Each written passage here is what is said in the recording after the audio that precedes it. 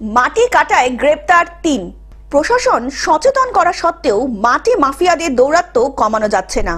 ভারত বাংলাদেশ সীমান্তবর্তী মুর্শিদাবাদ জেলার সাগরপাড়া থানার অন্তর্গত সাগরপাড়ার আশ্রমপাড়ায় রাতের অন্ধকারে একটি পুকুর ভরাট করা হচ্ছিল। সেই সময়ই সাগরপাড়া থানার পুলিশ গোপন সূত্রে খবর পেয়ে তল্লাশি শুরু করে।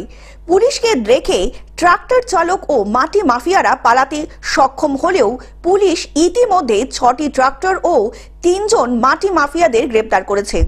এর আগেও বহুবার মাটি মাফিয়াদের গ্রেপ্তার করেছে সাগরপাড়া থানার ওসি মোহাম্মদ খুরশিদ আলম ও তার সহকারী টিম। অন্যদিকে মাটি মাফিয়াদের আটক করায় সাগরপাড়ার থানা এলাকার এলাকাবাসীরা সাধুবাদ জানিয়েছেন পুলিশকে। এ ব্যাপারে একটা পুলিশকে প্রশংসাই করতে হবে যে অবৈধভাবে মাটি কাটাটা এটা ঠিক না। তার ব্যাপারে পুলিশ ভূমিকা নিচ্ছে, এটাকে আমরা সাধুবাদ জানাচ্ছি। মুর্শিদাবাদ থেকে পার্থ মণ্ডলের রিপোর্ট, গ্লোব নিউজ। এখন থেকে গ্লোব টিভি দেখুন আপনার স্মার্টফোনেও। গুগল প্লে স্টোর অথবা অ্যাপল স্টোর থেকে ডাউনলোড করুন গ্লোব টিভি লাইভ অ্যাপ। এছাড়া জিও টিভি অ্যাপ থেকে দেখুন গ্লোব টিভি লাইভ।